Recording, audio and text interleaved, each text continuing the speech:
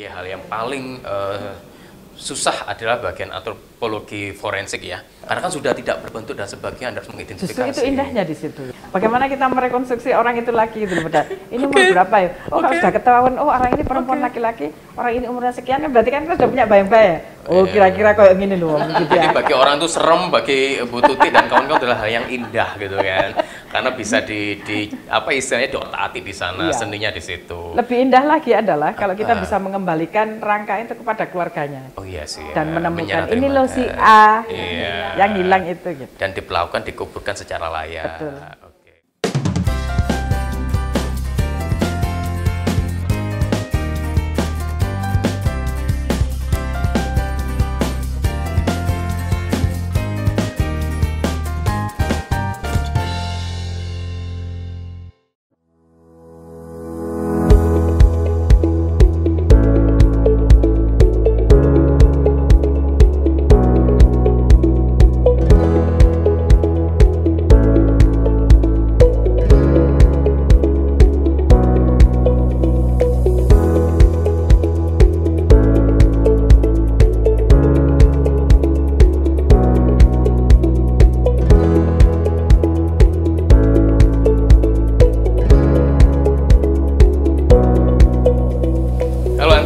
Ketemu lagi di episode Foreign Talks dan kita masih di Vasa Hotel di Presiden Suite-nya dan di living room-nya ya Bu Novi ya. Iya. Kayaknya nggak bisa bangun dari sofanya ini. Dan tamu kita kalian adalah luar biasa, ngeri-ngeri sedap saya dengan tamu yang satu ini. Beliau seorang antropolog, peneliti, dosen juga, dan ngurusi antropologi yang hal-hal yang berkaitan dengan kematian, entah itu manusia mati atau fosil-fosil zaman lalu. Dan juga punya apa ya, museum kajian kematian. Biasanya kalau kajian kan di masjid, di musola. Nah ini enggak, kajiannya kematian di museum lagi. Nah dengan narasumber Ibu Tuti Kusbadiarti. Apa kabar Bu? Baik, sehat, terima Bu? kasih, alhamdulillah. Nah ini dia sosoknya ngeri sedap tadi. Nama, oh ya, nama pakaiannya atau nama panggungnya Bu Toto. Betul ya Bu? Iya betul. Nah fotonya salah. Nggak tahu mungkin saya nakal kali ya. Oh gitu ya? Terus namanya perempuan jadi nama laki-laki. Oh, atau dulu suka layangan Bu? Mungkin. Kalau layangan putus gitu ya dikejar, bantu layangan. Ada teman-teman yang bocorin kayaknya. Makanya terus ganti nama aja, ganti nama gitu. Oh, oke. Bu, seorang antropolog betul Bu ya? Ya, betul. Dan dengar-dengar juga ngurusin tentang kematian Bu ya? Ya. Kenapa Bu? Kok ngurusin tentang kematian Bu? Ibu, langsung iya. namanya. Iya. Yang pertama orang mati enggak cerewet. Oh, iya kan? Mau saya apa-apain juga diem aja kan? Gitu nah ya, kalau gitu dia ya, yang gitu ya. ganti cerewet, kita yang lari. Tapi sejauh kita belajar, karena background kita dulu juga di bidang katakanlah forensik misalnya, kita juga mengurusi orang mati gitu kan, mengidentifikasi orang mati dan sebagainya. Kemudian di sisi lain background kita juga dari paleoantropologi, itu juga mengurusi fosil, temuan-temuan arkeologis gitu ya, yang ketemu misalnya rangka manusia, sisa rangka manusia itu biasanya kami dipanggil, yang zaman purba gitu ya.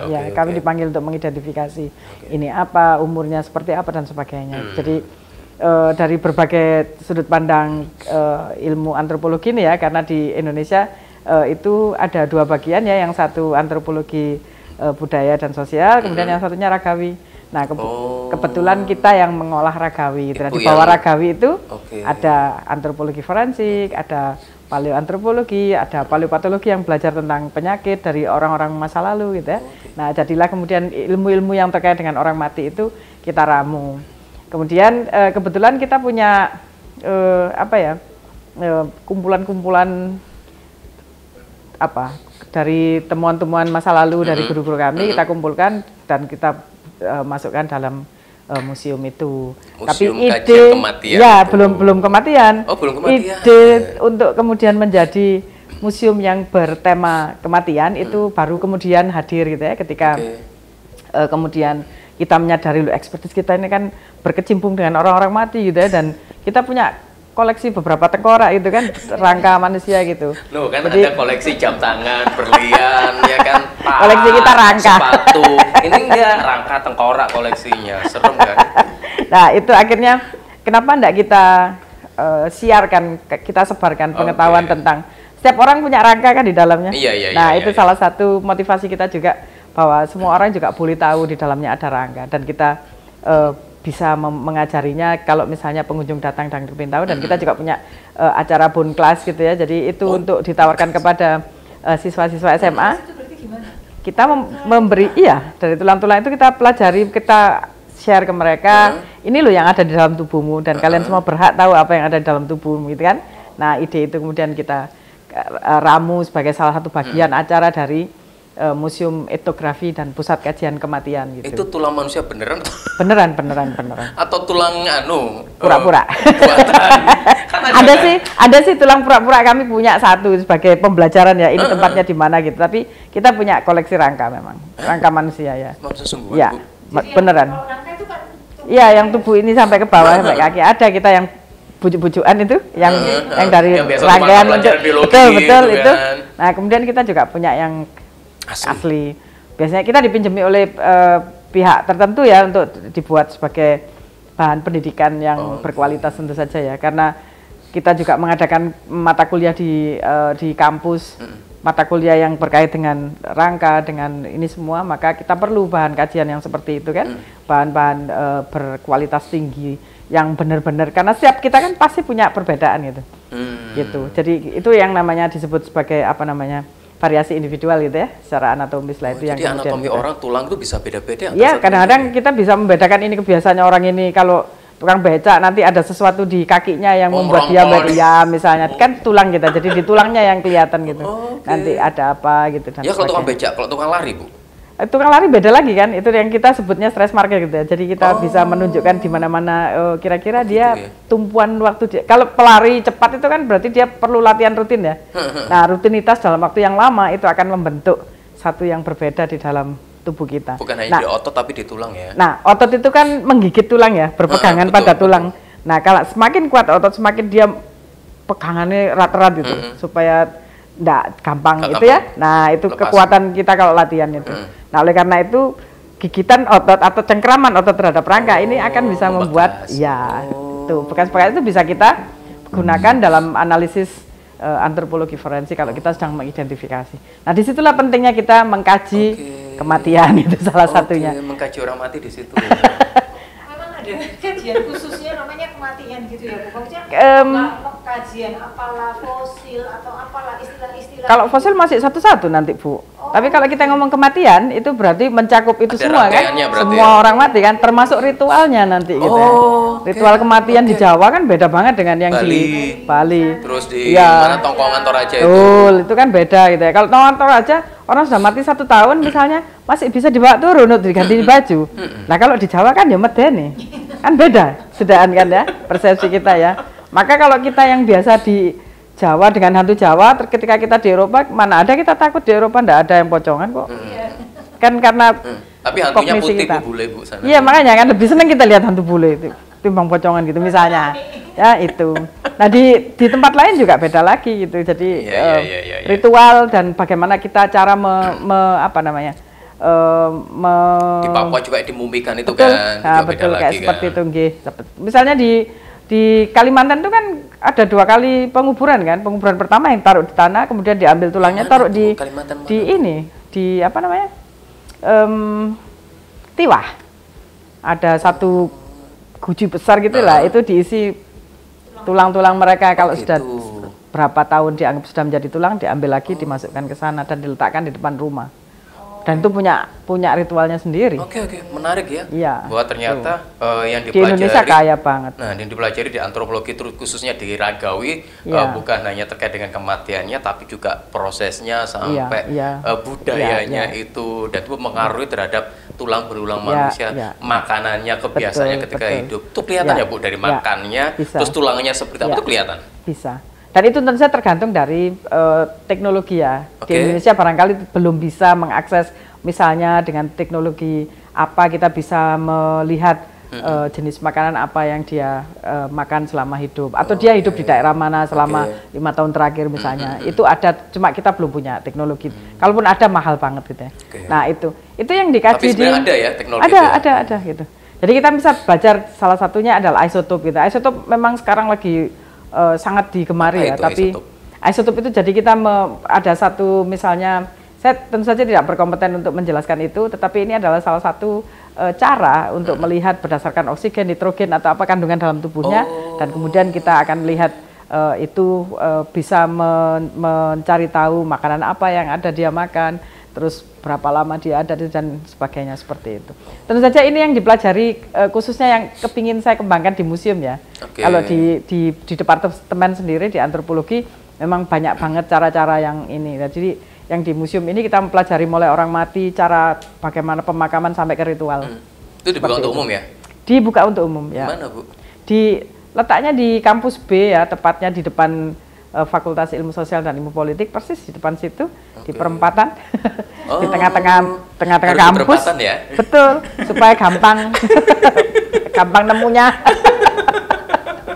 Persis di perempatan kan gitu, nanti di tengahnya dikasih kembang. Harus perempatan ya.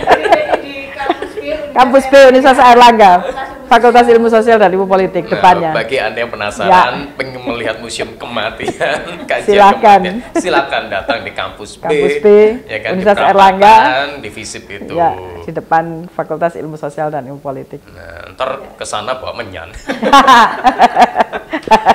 Kalau bawa menyan bikin dili lu.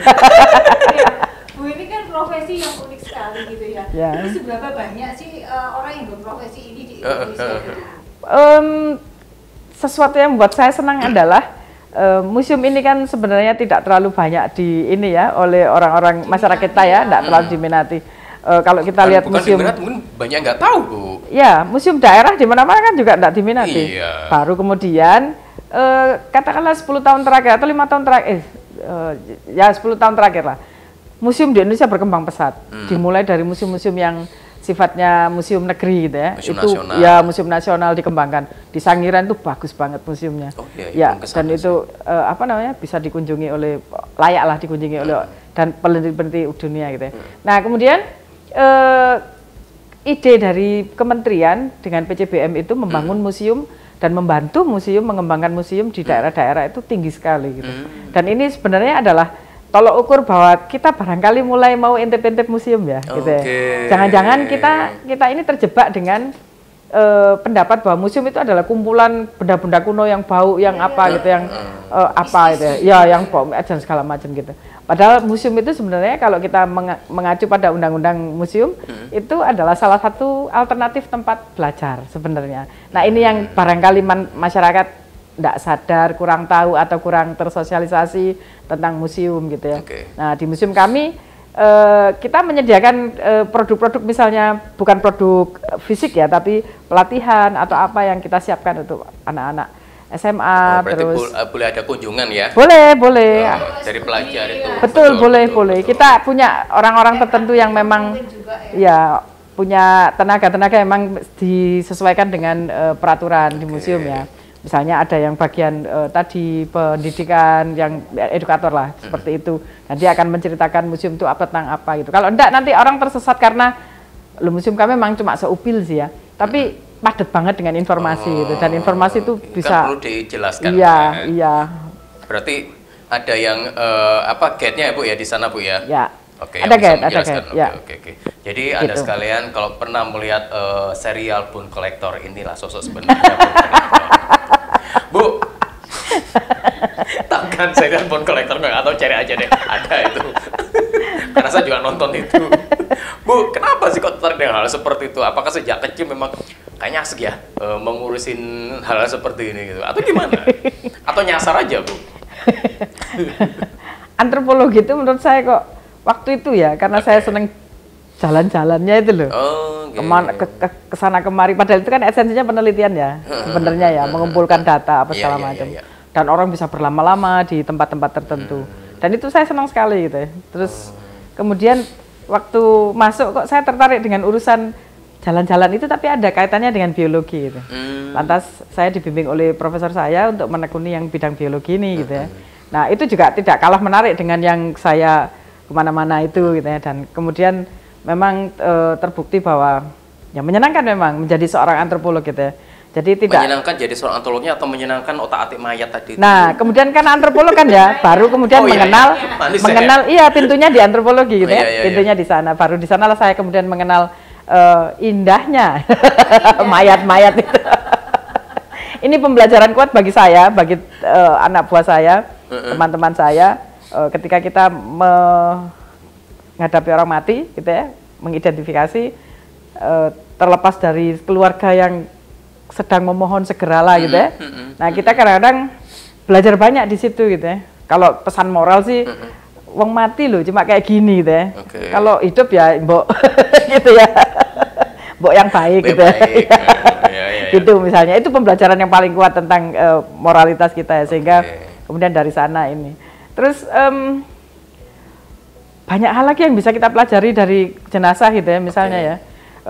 Tadi misalnya, setiap kali yang kemudian teman-teman juga anak buah saya mengisahkan, setiap kali ada kejadian misalnya ada plane crash atau apa gitu ya, itu selalu kita belajar lagi gitu. Dan terlibat ya? Ya, dan terlibat dan belajar lagi gitu, belajar lagi gitu. Jadi semakin menambah kemampuan kita untuk sensitivitas kita berarti ada hubungan kerjaan dengan tim forensik dari Polda atau sejenisnya Bu ya, dengan dokter forensik gitu. Nah itu bagian part apanya Bu? Nah kita di bagian antropologi forensik ya, karena kita memang tidak semua bidang ilmu ada forensiknya, tapi kebetulan antropologi itu terlibat dan memang kita ada dalam urutan tim. Kalau misalnya ada identifikasi maka tim antropologi harus terlibat. Itu berdasarkan peraturan Interpol yang ada di Lyon di Prancis. Jadi satu kelompok kalau mengidentifikasi itu harus terdiri dari forensiker, salah satunya adalah antropologi forensik. Antropologi forensik terletaknya paling belakang sendiri dari tim itu. Karena kalau masih seperti tadi saya cerita, kalau masih mayat basah istilahnya ya, itu adalah ya. Nggak bilang tiret loh ya, mayat kemarin. Itu adalah kewajiban para dokter forensik, Inafis, dokter gigi gitu ya itu. Tapi begitu sudah seminggu sudah seminggu lebih sudah pada sudah jelek, sudah tinggal rangka apa gitu. Nah itu adalah bagian kami, bagian antropologi forensik. Jadi misalnya kalau di tsunami, saya pernah ke Aceh ketika tsunami itu bulan Desember kan akhirnya, saya Januari baru bisa berangkat ke sana, Januari akhirnya 1 bulan itu masih nemu, dan berarti itu urusan antropologi forensik betul, itu kayak AirAsia kapan hari kan ketika ketemu 1 hari 2 hari kan masih ada otot segala macam, itu dokter forensik. Tapi kalau misalnya mereka kehilangan ciri demografis, misalnya aduh aku nggak ngerti wajah siapa, atau kita nggak tahu lagi umurnya berapa, kita nggak tahu lagi jenis kelaminnya apa, sudah seminggu lebih soalnya. Ya sudah seminggu, kadang-kadang sudah di laut berapa lama, sudah tinggal apa gitu. Nah itu bagian kita yang mengidentify itulah tugas kami gitu. Jadi hal yang paling susah adalah bagian antropologi forensik ya. Karena kan sudah tidak berbentuk dan sebagainya, harus mengidentifikasi. Justru itu indahnya di situ gitu.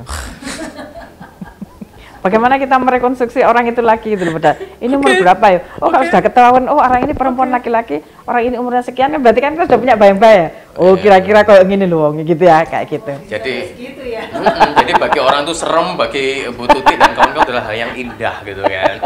Karena bisa di apa istilahnya diotak-atik di sana, seninya di situ. Lebih indah lagi adalah kalau kita bisa mengembalikan rangka itu kepada keluarganya. Oh iya sih. Dan menemukan ini loh si A yang hilang itu gitu. Dan diperlakukan, dikuburkan secara layak. Betul. Betul. Bu, itu indah ada banget. Kejadian-kejadian indah nggak Bu selama indah? Indah kalau di lapangan enggak sih. Indah bagi ibu, bagi orang lain kan mengerikan Bu, entah itu ditowel kayak tadi biasa ganggu, aja. entah apa kan gitu loh. Biasa aja. Masuk Bu. Nggak pernah di Pulau Nuwun itu nggak pernah Bu. Enggak, kalau yang Pulau Nuwun gitu enggak deh. Gimana Bu? Biasa aja, cuma barangkali dikeliatin siapa gitu. Oh ya, aku tahu ini dirimu gitu, misalnya gitu. Tapi cuma 1 kali 2 kali. Kalau nanti keseringan, lah kenaan kon gitu. Nggak usah bekerja lah. Ya.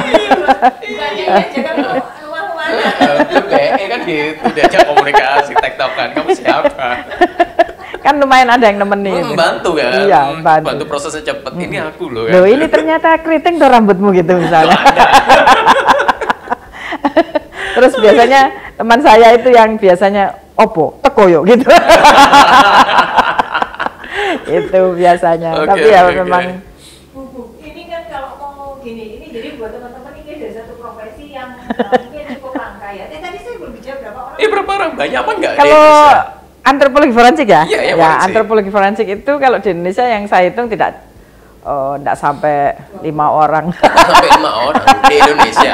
Di Surabaya hanya Anda. Surabaya saya sama itu ya. Bayu ya, sama Mas Bayu. sosok yang ada di sebelah sana yang ya. pengintil Ibu Tuti. Iya betul, pengintil. Ya.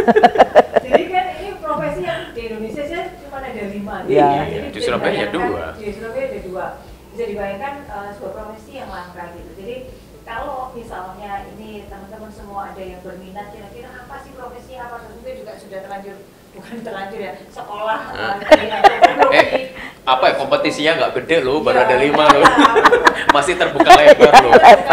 Indonesia banyak bencana loh. Ini ada satu pilihan profesi yang mungkin belum banyak orang yang masuk, karena belum banyak orang yang masuk, maka peluangnya cukup besar. Apalagi ada kalau punya passion sama seperti seperti ini gitu. Padahal ini sesuatu yang buat kalau misalnya cewek Bu, sesuatu yang mungkin kalau saya begini. Masa sih cewek sih Bu? Kalau saya kan panggilannya dia Toto. Tukang main layangan. Apa? Kan ada pilihan profesi yang lain. Nah, ini ada profesi baru yang luar biasa. Dan ini tadi apa ya? Kalau menurut saya tidak banyak orang berkecimpung. Iya. Terus kemudian punya sumbangan yang cukup besar terhadap situasi-situasi yang kadang memang terjadi di negara kita. Ya karena gitu, negara kita kan negara yang rawan bencana, musibah, entah itu gempa, entah itu banjir, entah itu crash, kecelakaan, ya kan. Makanya kan tim forensik di Indonesia harusnya kuat kan gitu loh. Dan ada aturannya kan yang satu tim forensik itu harus terdiri dari antropologi profesi apa saja.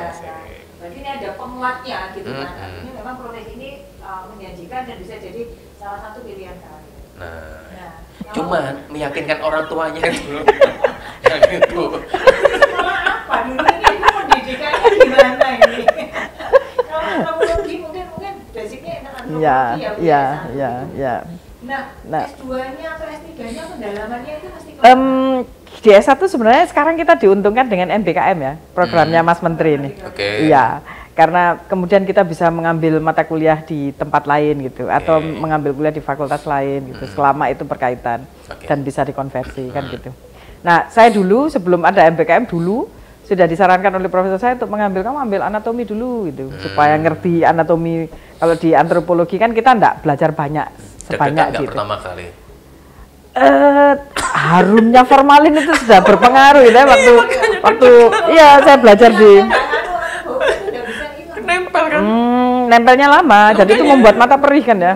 Dan kita nggak boleh pakai apa-apa itu. Jadi ya sudah namanya belajar anatomi ya.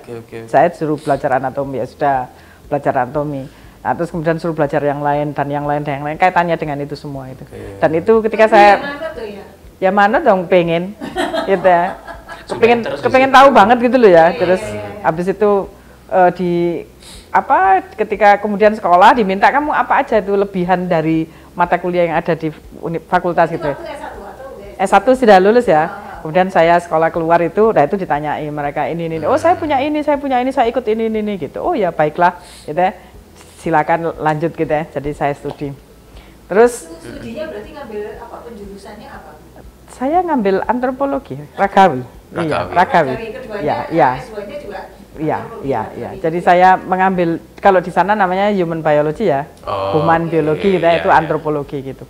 Nah kemudian saya ambil di sana, terus bekal ilmu-ilmu yang terkait dengan orang mati tentu saja ya juga lebih banyak ya, karena mereka memperbolehkan kita studi perbandingan kayaknya mereka hewan sama. Kayaknya mereka harus dibanding ke Indonesia deh Bu, kan kasusnya paling banyak di Indonesia daripada negara mereka kan.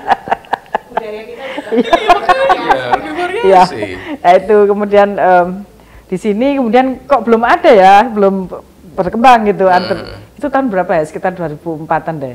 Terus kemudian saya mulai ngambil kursus di Malaysia, kursus di Belanda, kursus di itu tentang antropologi forensik itu, karena menurut saya itu menarik gitu ya. Di dunia ini juga banyak orang yang Banyak, berminat ke situ.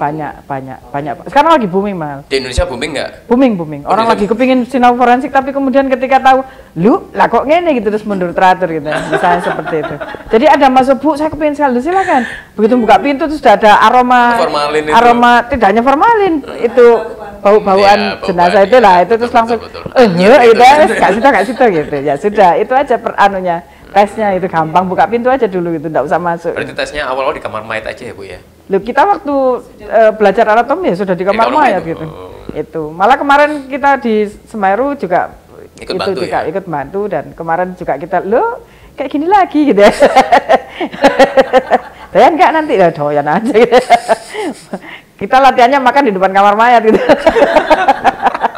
Jadi ya biasa aja gitu akhirnya. Oke. Nah, itu yang membuat kemudian studi-studi itu di dunia forensik itu menjadi menarik. Terus lagi pula tahun 2006 itu kalau nggak salah kita dilatih gitu ya. 2004 dulu kita dilatih di Belanda waktu itu. Jadi dipilih se-Indonesia itu berapa orang yang tertarik dengan ilmu forensik dari berbagai bidang ilmu. Terus kemudian dilatih di Belanda. Kembali kita ganti melatih teman-teman sendiri gitu ya di Indonesia, tapi sebelumnya juga di Singapura kalau tidak salah, kita dilatih untuk DVI tadi, khusus Disaster Victim Identification, yang kita bekerja sama dengan kepolisian. Nah, sejak itu kita tergabung, dan sejak itu pula kita kalau misalnya ada apa-apa ya polisi memanggil kita gitu. Kalau diperlukan sesuai dengan peraturan dari Interpol Lyon tadi itu. Kalau misalnya ada ini ya antropolog harus kecuali kalau bentuk korbannya itu tidak lagi membutuhkan kami.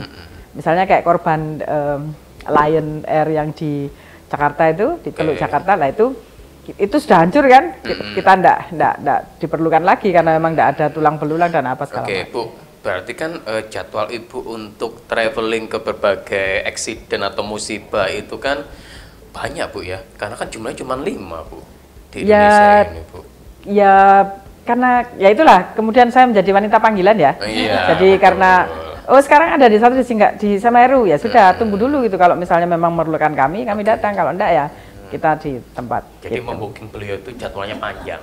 Ya, yang paling rame ya waktu itu yang di AirAsia sama kapal Trenggalek yang tenggelam itu di Trenggalek. Tahun berapa itu? Tahun lama, 2000. Bu. Lama. Tahun lawas Bu. Iya, kapal Trenggalek tahun 2011 kalau enggak salah itu. Itu lama banget, itu 2 bulan saya. Oh ya? Bolak-balik ke Polda, terus apa segala macam seperti itu. Lantas AirAsia ini juga sebulan lebih. Ya, gitu. ya. Tuh, setiap hari sampai malam, saya malam gitu. Ya itu tadi perempuan panggilan tadi itu. Terus ada registernya gitu ya Bu? Iya, mesti ada tab. Nomor piro, urutan piro. Jadi kami lebih banyak belajar dan bekerja dengan polisi, jadi dari DVI, Mabes Polri. Oke, berarti sebenarnya kan potensi untuk profesi ini di Indonesia itu terbuka dan harusnya Indonesia sebagai salah satu pusat untuk itu ya, harusnya loh Bu ya. Pusat kajian ya.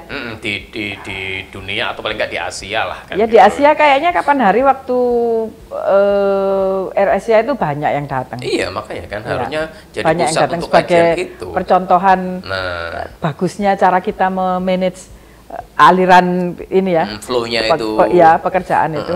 Siapa mau kemana. Jadi kita bener-bener rapi waktu itu. Saya harus mengakui bener-bener rapi waktu itu. Jadi terus dari Korea datang, dari mana lagi ya? Timur Tengah kah? Ya, dari Dubai. Nah, itu datang, kemudian dari Malaysia tentu saja, tetangga ya. Itu. Dan mereka memang belajar bagaimana cara, dan orang dari Interpol sendiri kemudian melihat betulkah gitu ya. Jadi ternyata memang waktu itu memang sangat rapi gitu ya. Kan tadi itu Mbak Indonesia kan banyak terjadi musibah kan gitu. Kita ngomongnya hypermarket musibah. Saking akeh mulai tahun 2006. Iya, mulai 2006 mulai banyak. Meritil gitu. Iya. Kalau enggak gunung ya longsor, kalau enggak itu ya tsunami, kalau itu lah terus gitu. Ya itu sih. Jadi ilmu itu dibutuhkan, ahli-ahli untuk itu juga semakin dibutuhkan. Jadi kalau Anda misalnya mau berprofesi seperti Bu Toto ini, Bu Tuti ini ya kan, silakan. Karena masih ada 5 di Indonesia dan 2 di Surabaya, terbuka lebar, tinggal Anda kuat mental apa enggak, terus meyakinkan orang tua, direstui apa enggak untuk berkarir di sini, karena dibutuhkan banyak sekali tenaga untuk itu, dan kedepannya Indonesia bisa jadi pusat kajian untuk itu sih. ya Bu ya? Ya, bisa jadi karena memang bermacam-macam. Sekali lagi setiap kali kita dipanggil gitu ya, itu selalu kita belajar yang baru gitu. Dan ada seni yang baru ya? Ya, sesuatu, loh ini kok gak tahu ya gitu misalnya. Oh, kita berarti ada sesuatu yang baru yang harus kita pelajari. Kita bukan expert berarti, toksik belajar gitu misalnya. Tetapi istilahnya gini, unik ya Bu Adin, Anda juga belajar tentang budaya kematiannya juga kan? Ya, antara benar. Jawa, Bali, Ya, Kalimantan, ya, Sulawesi, ya, Papua pun juga ya, sudah ya. berbeda. Betul, Itu sih. betul. Ya. Kalau menurut Ibu kedepannya ini nanti kayak gimana Bu yang untuk studi tentang ini? Saya sebagai antropolog atau saya sebagai kepala museum? Dua-duanya deh. Kalau banyak cuma kan dapat gambaran. Iya. Terus Sebagai- museumnya mengerikan apa enggak? Sebagai- Nanti saya main ke museum ada ciluk bang. ada lah, Lucu. anak buah di belakang masih lupa gitu. Hai mas, gitu. Welcome to museum gitu. Hey guys, welcome to the museum. Kayak naik the museum gitu kan. Acara itu kita punya juga loh. Oh, jadi yang dipajang bergerak semua. Jadi waktu kita menyelenggarakan acara itu kan ceramah ya, kita mengambil profesor terus kita acarakan webinar, itu tiba-tiba enak-enak berdiskusi tiba-tiba ting. Oh gitu. Oh.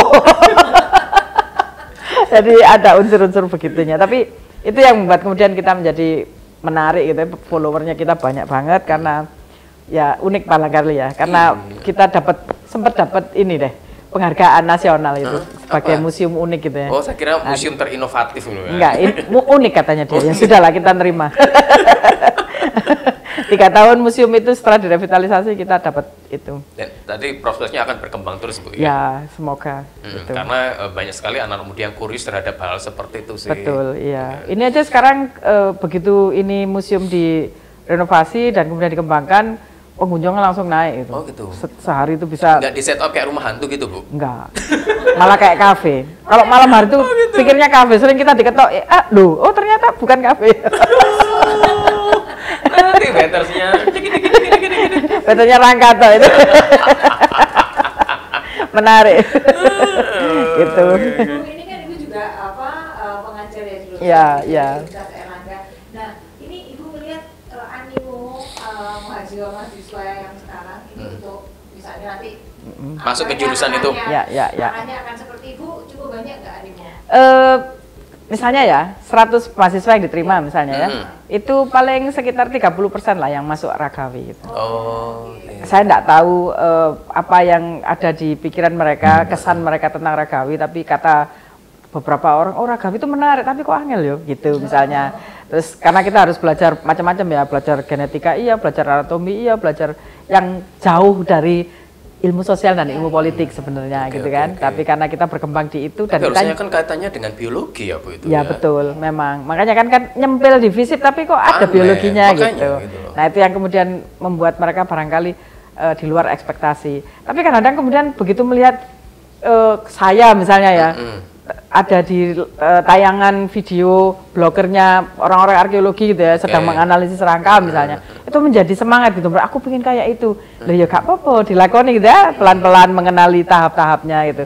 Tapi kalau sudah tahapnya sampai di tahap yang mengenali rangkanya ini, terus mereka rada-rada gimana gitu, terus akhirnya ya mundur teratur gitu. Karena harus mentalnya harus kuat, Betul, harus gitu. enggak gampang jiper. Dan ada sedikit unsur kegilaan di situ. Kayak misalnya kayak Ya, Ibu. iya. Kan di situ kering kerontang dari uang. Kalau kita ngomong sekarang prospek kerja loh ya, betul, itu misalnya betul. gitu. Saya sebagai wanita panggilan kan enggak sama dengan tarifnya itu. beda. Iya, tarifnya beda itu. Dipanggil kok. Kadang enggak bertarif, kadang yo budal-budal loh gitu karena seneng gitu ya. Dan itu bener memang karena apa ya? Sebagai profesi itu adalah ada unsur senengnya gitu ya. Begitu. Jadi itu tadi yang menjadi syarat. Kita mencintai pekerjaan. Ya, kan, dulu. Ya, salam tempel ya tak tempel balik gitu. Tidak sih. Balik. Bukan itu sih sesungguhnya kalau saya boleh jujur yang menjadi menarik, tapi apa ya? Bekerja untuk orang lain itu loh. Iya, itu yang menjadi apa namanya? tadi itu. Daya tarik buat saya gitu. Itu Bukan cuannya loh ya. Terus bisa mengembalikan ke keluarganya Ya, itu ya, kan. ya. Terus tadi Bu juga pernah tadi bilang juga bahwa wong ngene iki lho ya mbok ya uripe ku sing genah sing apik kan gitu ya.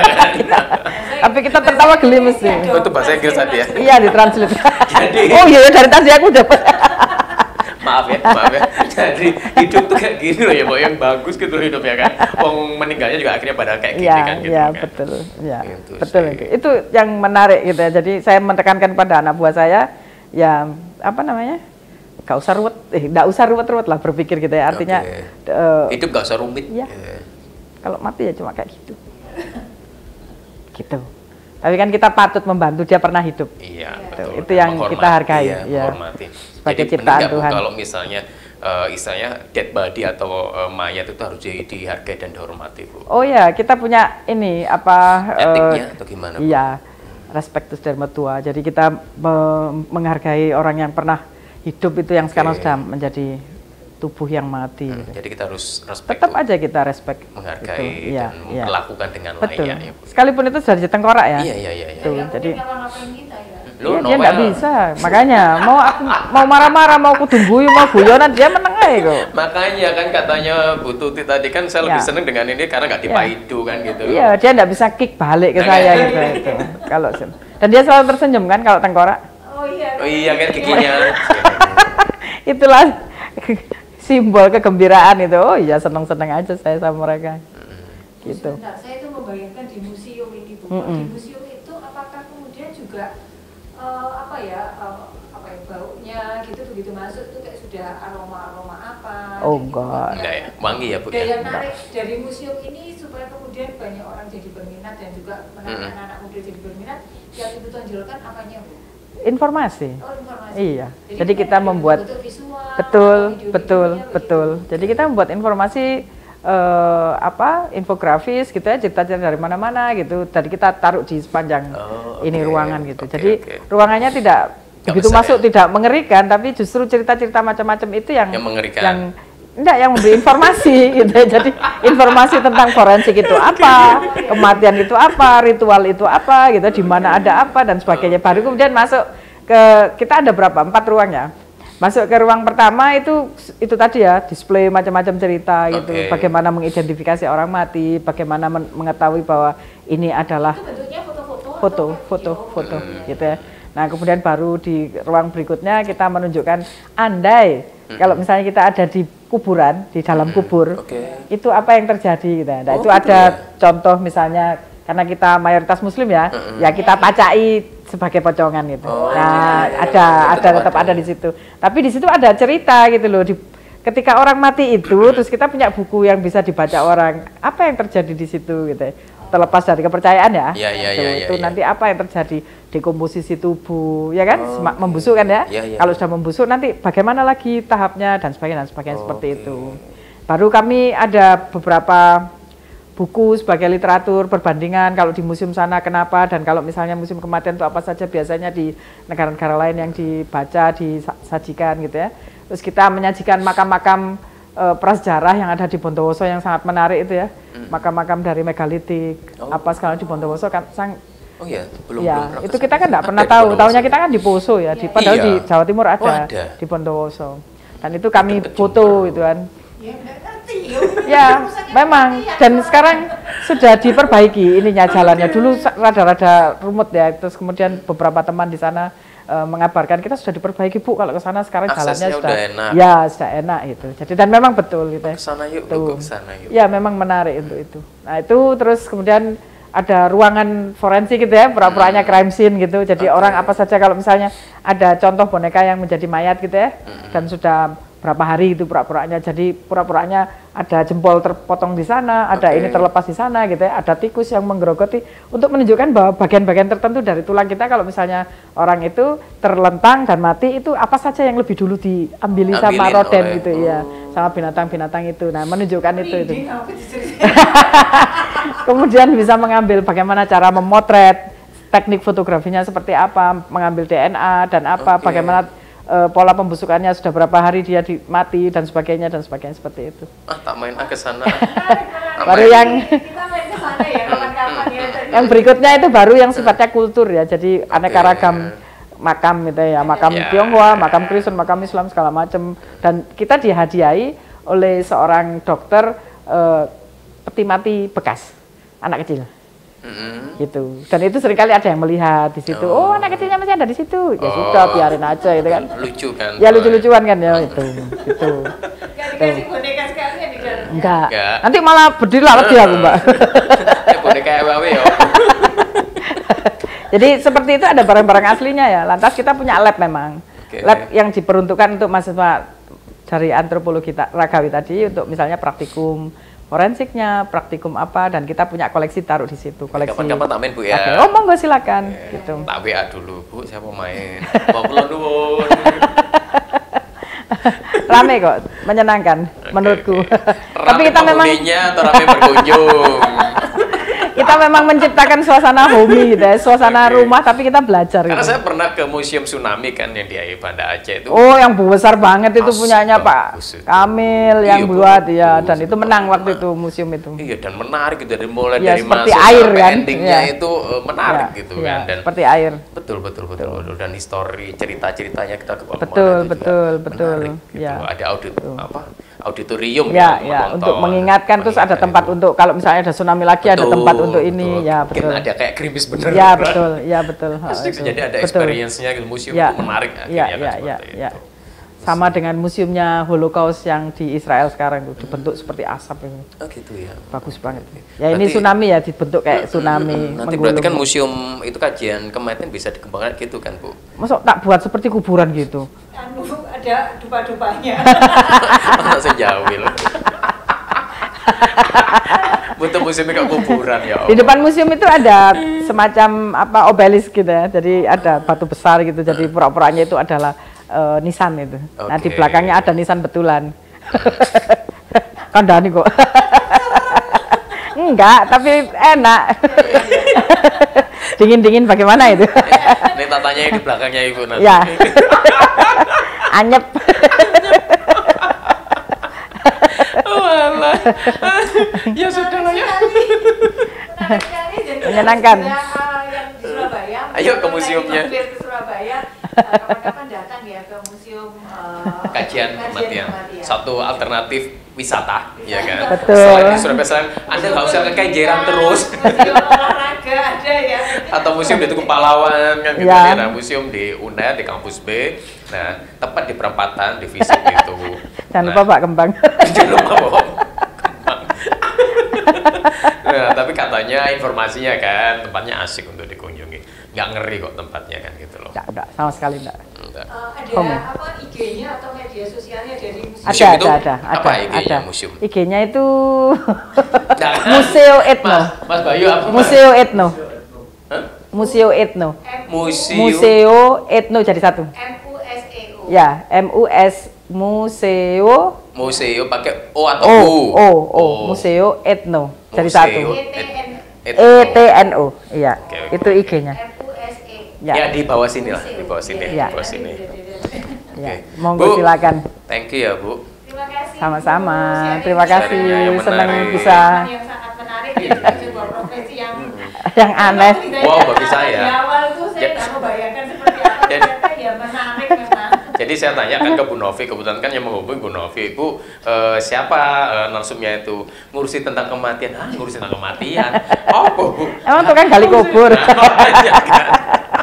Ya tukang gali kubur jodoh ini, Bu. Ya itu, jangan di sini, Bu, kan gitu. Nggak ngurusin museum kematian. Hah? Kematian itu ada museumnya sih. Ya, Barangkali itu masih yang pertama di Indonesia. Oke, Semoga oke. kemudian menular ke budaya-budaya kita yang bisa lainnya kan, karena budaya kematian Indonesia juga betul, sangat unik dan sangat menarik, banyak, sangat kan, banyak. gitu loh. betul. Berharap makin besar ya nanti. Yes. Amin. Jadi alternatif wisata lah ketika berkunjung di Surabaya, sehingga bisa berpindah ke tempat yang lebih gede lagi. Ya kan benar, Amin. Bu. Ya, betul. Itu kan doa yang baik, Bu. Ya. Jadi bisa men-sharingkan tentang proses kematian tadi itu sampai gimana sih kita memperlakukan mayat itu ya, Bu ya. Oke, thank you. Kembali lagi Ibu untuk waktunya di Terima tengah kasih. padatnya aktivitas dan yang mengintili yang gondrong Pengintil saya. ya, dan juga Ya, thank you untuk Fasa Hotel, untuk lokasinya, untuk kamarnya di Paradise Suite-nya yang keren banget. Dan bagi Anda yang mau mencari tempat untuk stay ya kan di kawasan Gerbang Surabaya Barat, dekat dari pintu tol, cuman 2 menit dari pintu tol langsung dapat datang ke Fasa Hotel. Sampai jumpa lagi di episode berikutnya dari Talk dan sehat selalu.